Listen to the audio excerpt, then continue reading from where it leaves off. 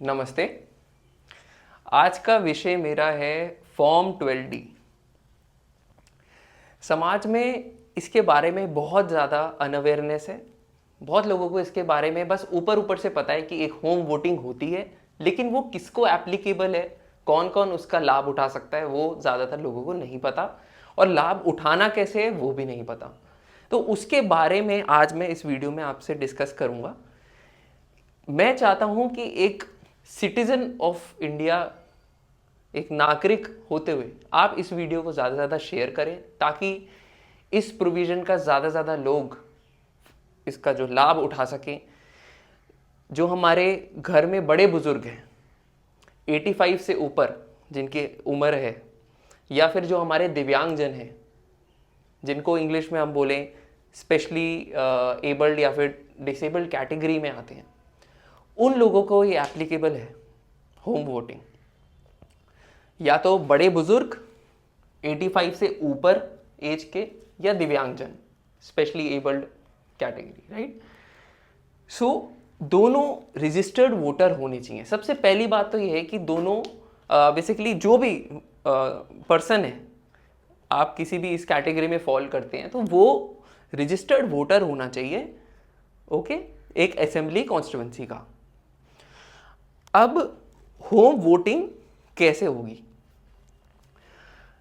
Form 12D होता है एक, जो हमें इलेक्शन कमीशन की वेबसाइट से मिल जाएगा, आपकी स्टेट इलेक्शन कमीशन की वेबसाइट से मिल जाएगा, या फिर आप अपने बूथ लेवल ऑफिसर को फ़ोन करिए, वो आपके घर दे के जाएंगे या वो आपको देंगे, डिस्ट्रीब्यूट करेंगे, या जो भी ऑफिशियल्स आपके असेंबली कॉन्स्टिट्यूएंसी के हैं वो आपको डिस्ट्रीब्यूट करेंगे।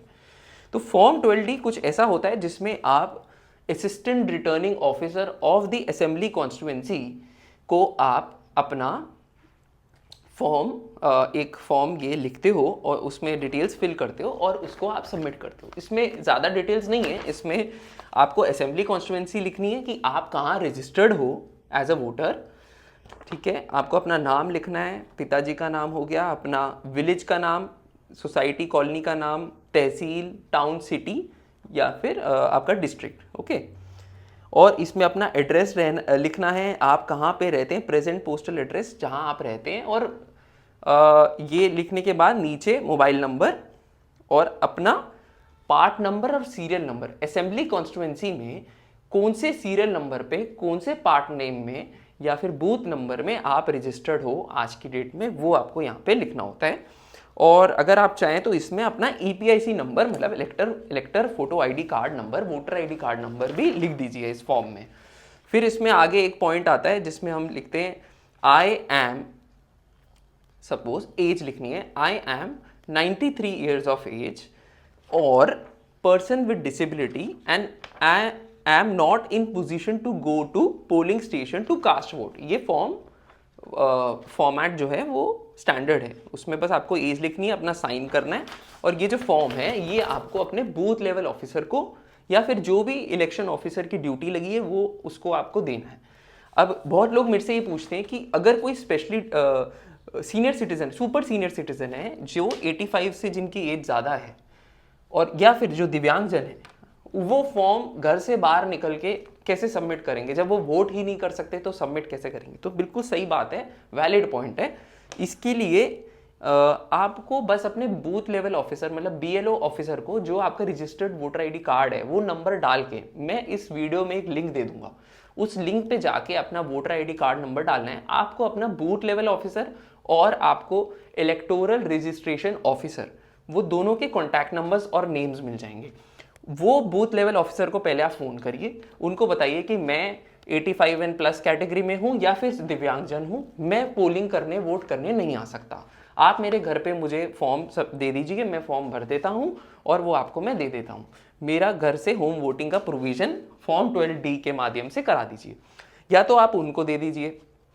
और अगर बूथ लेवल ऑफिसर फ़ोन नहीं उठाते या फिर किस कारणवश वो आपको नहीं बता पाते, हेल्प नहीं कर पाते, तो आप अपने ERO, इलेक्टोरल रजिस्ट्रेशन ऑफिसर का जो नंबर है उस पर कॉल करें, या अगर वो व्हाट्सएप पे रजिस्टर्ड, व्हाट्सएप पे एक नोट डाल दें, क्योंकि ऑफिसर्स कई बार बिजी होते हैं तो उनको आप SMS, व्हाट्सएप या मोबाइल कॉल करके उनको अपना इंटीमेट कर दें, बेसिकली बता दें, इन्फॉर्म कर दें कि मैं ऐसे ऐसे फॉर्म भरना चाहता हूँ, 12D मुझे प्लीज़ दे दीजिए।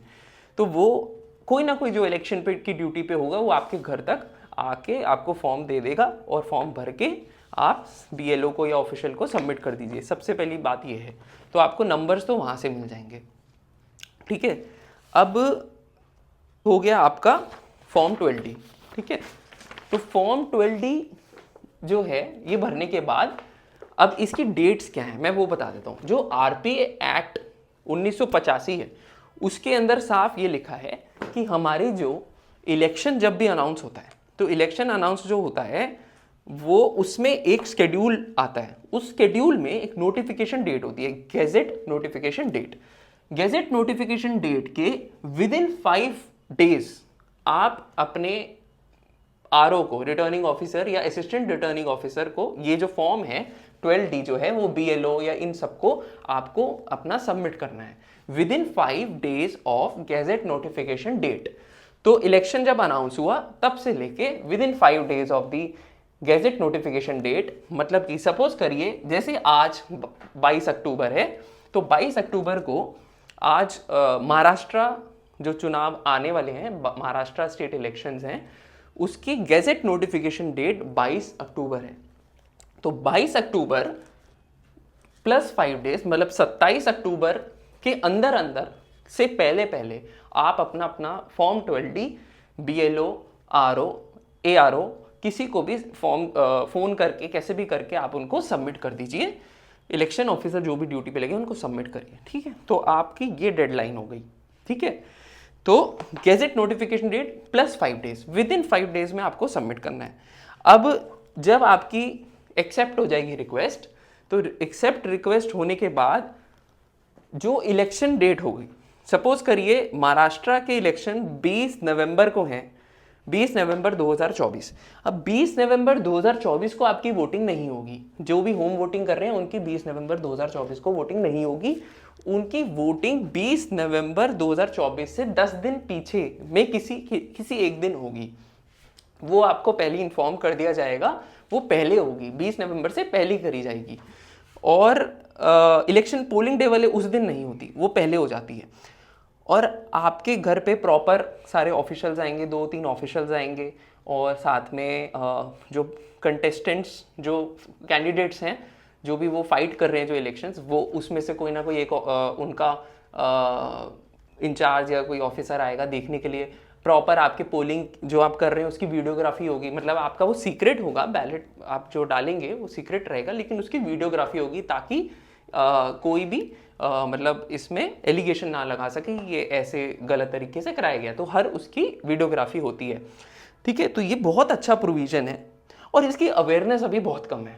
और अवेयरनेस अगर है तो बस इतनी तक सीमित है कि फॉर्म 12D करके कुछ है, उसको फॉर्म भरना है और करके हो जाता है। लोकसभा में भी बहुत लोगों ने करा था, लेकिन उतने लोगों ने नहीं करा था। मैं फील्ड पे जब गया था, लोगों से मैंने बात करी थी और बहुत सारे वोटर्स ऐसे मुझे मिले, मेरे खुद दादाजी 93 की एज के हैं और उनको भी कोई फॉर्म देने नहीं आया। तो इसकी इम्प्लीमेंटेशन तो थोड़ी क्वेश्चनेबल है, लेकिन मैं चाहता हूँ अगर आप जागरूकता करेंगे, अगर आप एक समाज में एक अच्छे नागरिक बन के इसकी जागरूकता करेंगे, इस वीडियो को आप शेयर करेंगे, आप इलेक्शन कमीशन के ऑफिशियल्स की भी आप हेल्प कर रहे हैं, क्योंकि इसकी जागरूकता कर रहे हो। उनको वो भी चाहते हैं कि ज़्यादा से ज़्यादा इसका प्रोविज़न का फ़ायदा उठा सकें लोग, क्योंकि देश बहुत बड़ा है, ऑफिशियल्स बहुत हैं। समाज में जितने ज़्यादा हमारे जो सिटीजन्स होंगे वो आगे आएंगे, बढ़ चढ़ के इसमें भाग लेंगे, क्योंकि जो इलेक्शन है, जो भी हमारा जो डेमोक्रेसी में जो इलेक्शन जो होते हैं, वो हमारा एक पिलर है डेमोक्रेसी का। वो जितना स्ट्रांग होगा उतना अच्छा है। और हम ये मानते हैं कि जब 2047 में हम मिशन डेवलप भारत का एक सपना देखते हैं और हम एक विजन लेके चल रहे हैं, तो हम चाहते हैं कहीं ना कहीं डेमोक्रेसी भी स्ट्रांग हो। जितनी ज़्यादा स्ट्रांग होगी, जितने ज़्यादा लोग भाग लेंगे इस इलेक्शन में, हर इलेक्शन में, उतना अच्छा है हमारे देश के लिए। तो किसी भी मतदाता का जो मत है वो वेस्ट नहीं होना चाहिए, चाहे वो चाहे वो बड़े बुजुर्ग हों हमारे 85 से ज़्यादा उम्र के, या फिर दिव्यांगजन हों। तो इसलिए ये प्रोविज़न है, इसकी आप जागरूकता पहुंचाइए और ज़्यादा से ज़्यादा लोगों को आप बताइए और इम्प्लीमेंटेशन में भी इलेक्शन कमीशन की मदद करिए ताकि ऑफिशियल्स को हम फॉर्म सबमिट कर पाएँ, क्योंकि एक जो BLO होता है उसकी लगभग 1500 तक वोटर्स का उसको रिकॉर्ड मेंटेन करना होता है, तो वो भी हर घर तक शायद नहीं जा पाता। ठीक है, तो हमें इस जागरूकता अभियान के माध्यम से सबकी मदद करनी है, सबको साथ लेके चलना है, किसी को पीछे नहीं रहने देना। ठीक है, तो आई थिंक इस वीडियो से आप सबको इसके बारे में अवेयरनेस हुई होगी। आशा करता हूँ मेरे वीडियोस आपको पसंद आएंगे। थैंक यू, धन्यवाद।